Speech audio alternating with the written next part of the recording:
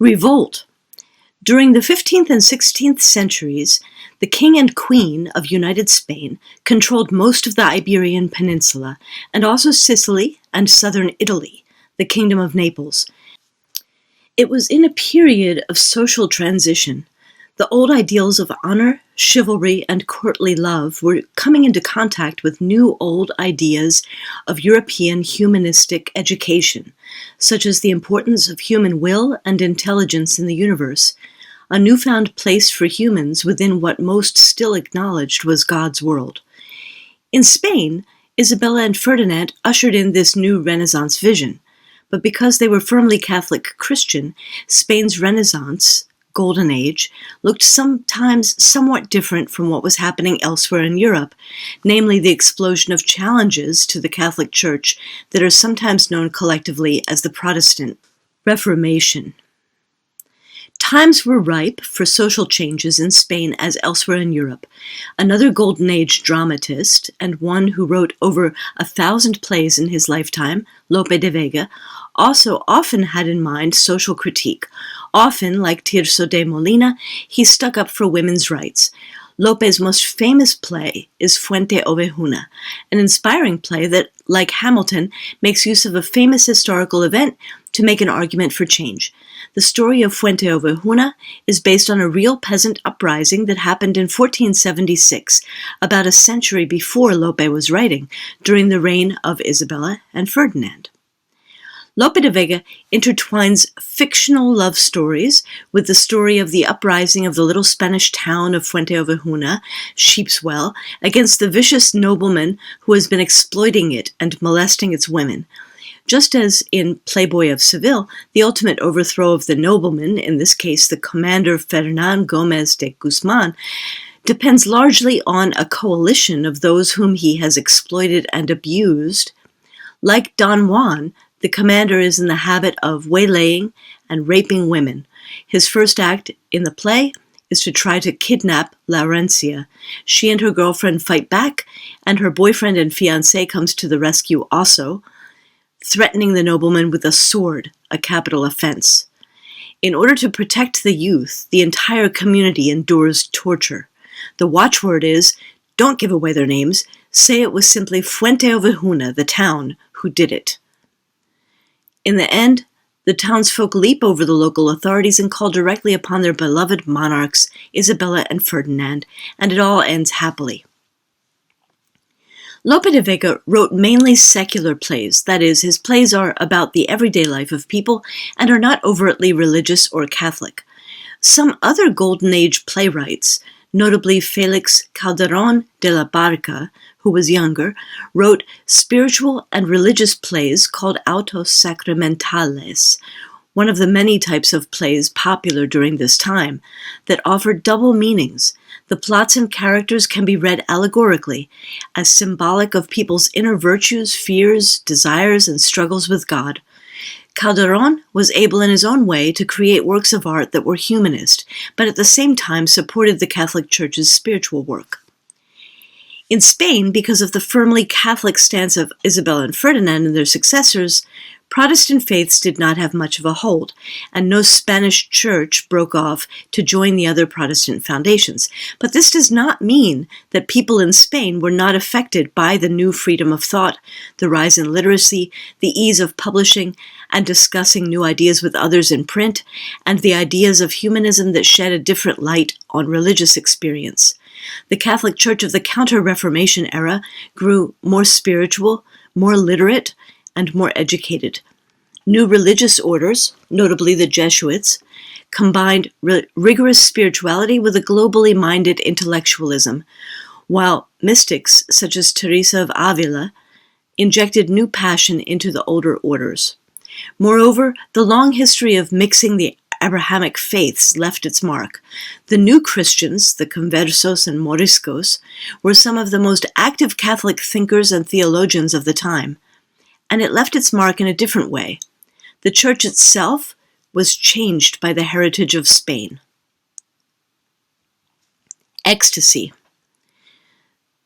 16th century Spain was the golden age of mysticism. Charles A. Frazee. What is religious mysticism, and why was Spain a particular center for it? Mysticism is defined by the Oxford English Dictionary as belief that union with or absorption into the deity or the absolute, or the spiritual apprehension of knowledge inaccessible to the intellect, may be attained through contemplation and self-surrender. In short, mysticism is a belief that one's subjective experiences as an individual can be linked to knowledge of and experience of God. Although the history of the Church was full of individuals who claimed to have experienced God directly, the rules given by the centralized Church generally directed good Christians to listen to priests, bishops, and other Church authorities. Direct divine experiences by the uneducated were too volatile and hard to handle for Church structures. Who knew if these experiences came from God or the devil? Nevertheless, average people kept having these experiences. A very large number of saints within the Church, even, had gained acceptance as saints by flying in the face of the Church for a while and insisting on the validity of their spiritual experiences and direct connection with God. It was a fine line. Also, many of these saints, think, for instance, of Joan of Arc, another early Renaissance figure living in France, 1412 to 1431, were burnt at the stake for the same reason, before being awarded their sainthood posthumously. So the Catholic Church had a sort of hate-love relationship with the idea of mysticism historically. In the 16th century, in the middle of the Siglo de Oro, Spain's Catholic Church began to embrace mysticism more fully. The waves of humanist Christian thought, especially those of Northern humanism, based in the Netherlands and North Germany, led Catholic thinkers like Erasmus of Rotterdam to engage more with the text of the Bible and to instinctually turn to his own conscience and humanist education more than to church institutions, bishops, and the church's bureaucracy. Erasmus and his kindred spirits had created the groundwork for a meditative practice that would reform the church from within. Teresa of Avila, 1515 to 1582, was a Spanish noblewoman and a local celebrity in her home province of Avila. Avila, situated between Madrid and Salamanca and just above Toledo, home of schools of translators. Her grandfather from Toledo was a converso. He was once condemned by the Spanish Inquisition for allegedly returning to the Jewish faith. He confessed and was given a minor penalty. Afterwards, he moved the family to Avila, but kept up commercial connections in Toledo and Salamanca, eventually establishing a substantial cloth and woolens business, purchasing land, and finally becoming a knight. Teresa's father established himself as a successful wool merchant and one of the wealthiest men in Avila. He married into local nobility. When his first wife died, he married her third cousin, Beatriz de Ahumada, a Castilian noble and rich heiress. Of their 10 children, some of the boys ultimately traveled to the Americas and became conquistadores in Peru. Teresa was very attached to her mother. Beatriz died when Teresa was very young, which left Teresa longing for her the rest of her life. As a young woman, Teresa was flashy, a rich young woman who enjoyed her social life and read popular romances. She went to a school with the local nuns, and once, when she was only 7, ran away with her brother to go fight in the Crusades. They didn't get much beyond the walls of the town before being discovered and brought back by an uncle. She became a nun at 20 years old, not by her own choice, but pressured by her family.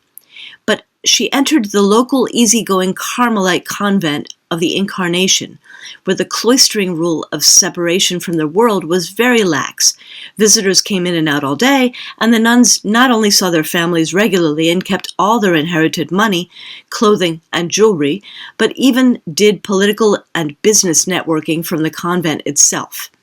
This experience of being a socialite nun later led her to want to reform the system, and ultimately she broke away and founded a different, stricter convent.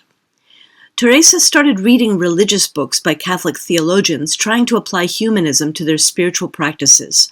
For instance, Francisco of Osuna, 1492 to 1540, a Spanish Franciscan friar who argued that friendship and communion with God are possible in this life through cleansing one's conscience, entering one's heart, resting in loving stillness, and then rising above the heart to God alone.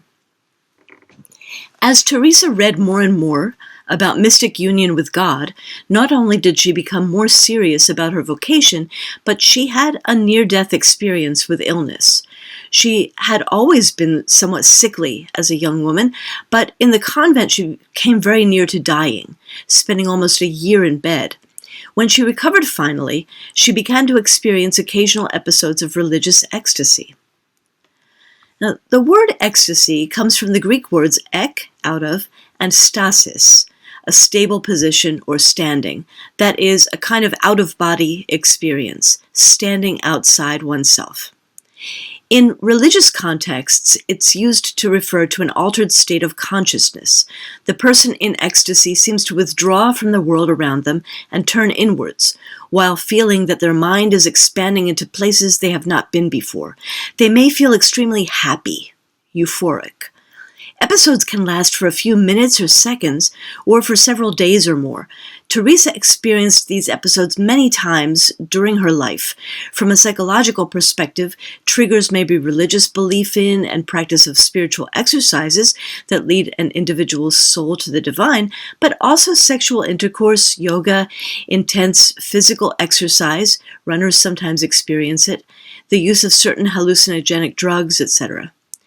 Teresa was a highly effective influencer in her time. This may be due to her susceptibility to such extreme, even neurotic, emotional experiences, and her intelligent use of them to push change. William James says people like this are by nature doers, not thinkers. Teresa was definitely a doer. She founded and restructured her own convent and the men's monastery of Carmelite friars, ultimately with the blessing of the Pope, despite some priests who objected to her presuming to teach as a master, against the precept of St. Paul that women should not teach. Having a personal connection to God as part of one's religious experience ultimately posed a huge challenge to the Church's political authority. Aware of this, Teresa worked hard to stay within the Church, and by staying she transformed it. She taught constantly and wrote many books of spiritual guidance, attracting many students. One of these was a young friar who also experienced ecstatic episodes, Juan de Yepes y Alvarez, better known as Juan de la Cruz or St. John of the Cross, who was also from a Jewish convert or converso family. Under Teresa's influence, he led the reform of his own Carmelite male monastery. John wrote a short poem known as The Dark Night of the Soul, describing one of his ecstatic experiences.